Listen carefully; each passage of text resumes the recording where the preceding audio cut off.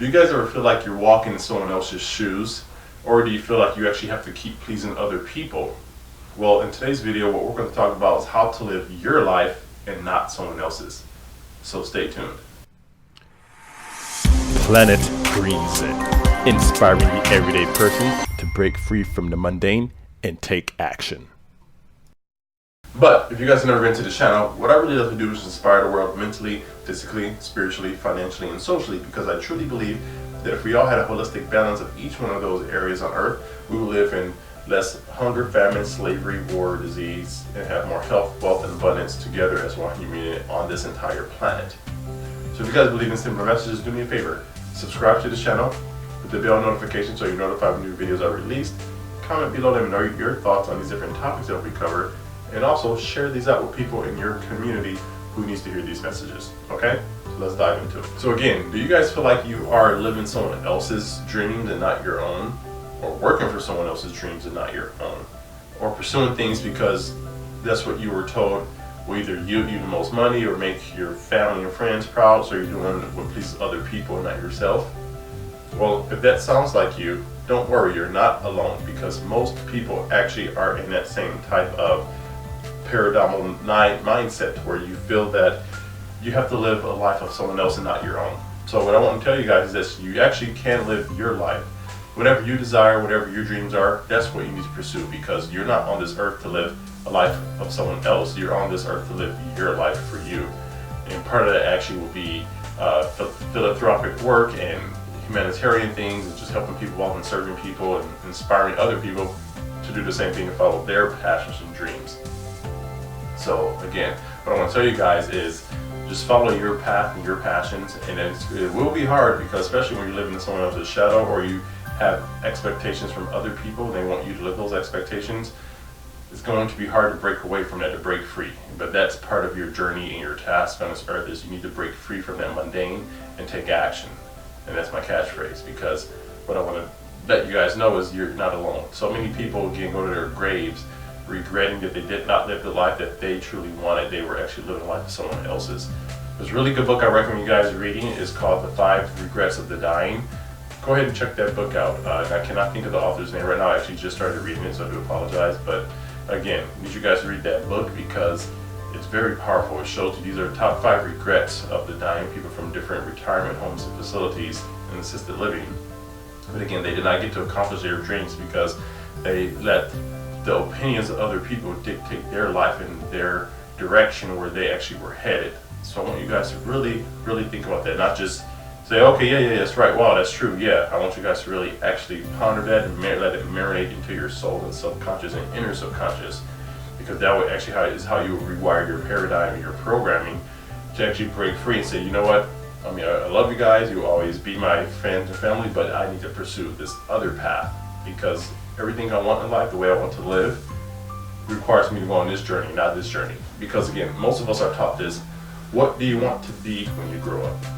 They really think about that, guys. We have a limited list of employment options on a sheet of paper. We have to kind of go through this and then, okay, I want to be this, or that. And that's programming us to actually think within the box, because we're presented with a sheet of paper that has limited resources or opportunities on it. And a lot of it actually, what we want to do is not list it on that paper. So again, instead of saying what do you want to be when you grow up, what you want to ask yourself is, how do you want to live your life?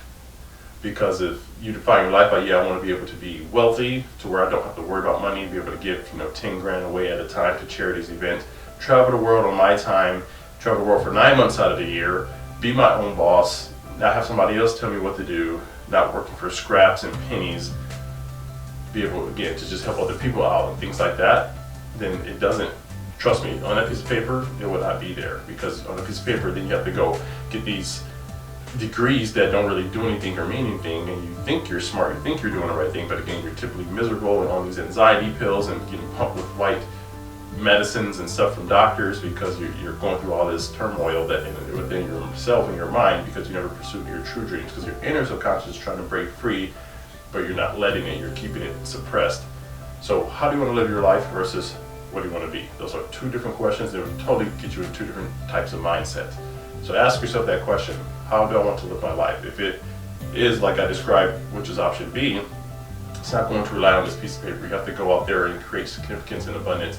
And literally brainstorm, go through self-development, meditations, you go through a spiritual journey, get better communication skills, get strong with your mental aspects and your social skills. They don't really teach you these core things in school that you need to learn to prosper. And then from there you'll be led to, okay, how do I create success? How do I create abundance? How do I create wealth?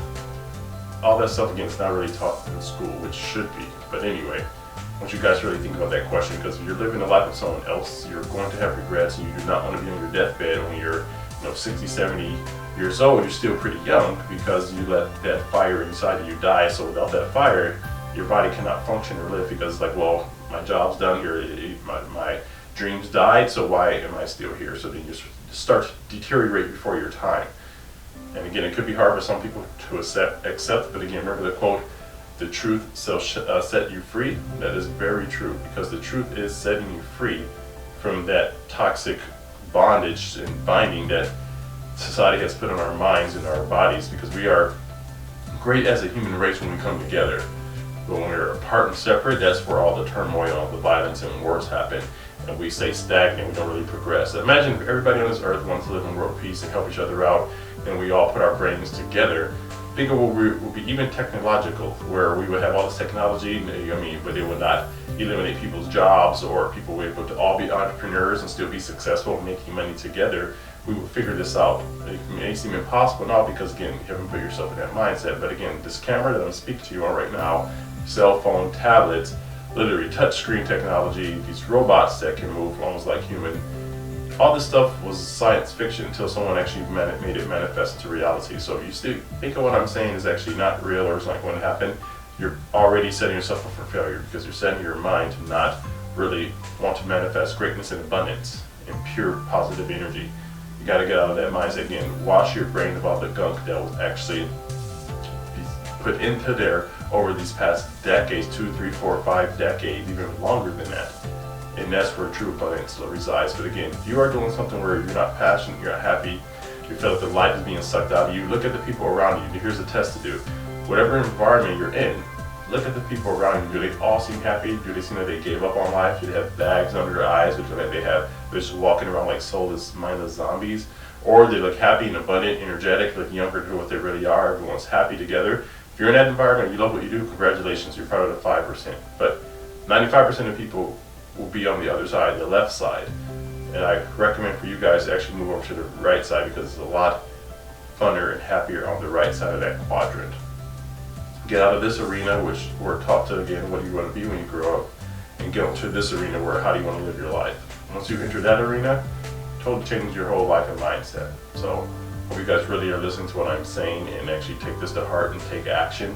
And then let me know in the comments below what you thought about this message, or if you are taking action, or if you are in which arena are you in, what do you want to be when you grow up, or how do you want to live your life. Let me know in the comments below. Okay, so next is the quote of the day that I want to read you guys, and this comes from, I'm actually going to read it off of this tablet, and this comes from Franz Kafka, and the quote goes, "From a certain point onward, there is no longer any turning back. That is the point that must be reached." That is a powerful message, because again, if you don't burn the boats or burn the bridges, you will have a safety net to go back to when things don't work out in your favor within the first week or two. So you got to burn the bridges, burn the boats, and then you will be able to succeed, because there's no other option. No option 2, no option B, is only option A. That's what you truly desire. That's the only option you have. There's no option B. So I want you guys to really think about that, and let me know what you think about that in the comments below. Okay? We're Planet Green Zen signing off. You guys have a great day. Talk to you soon.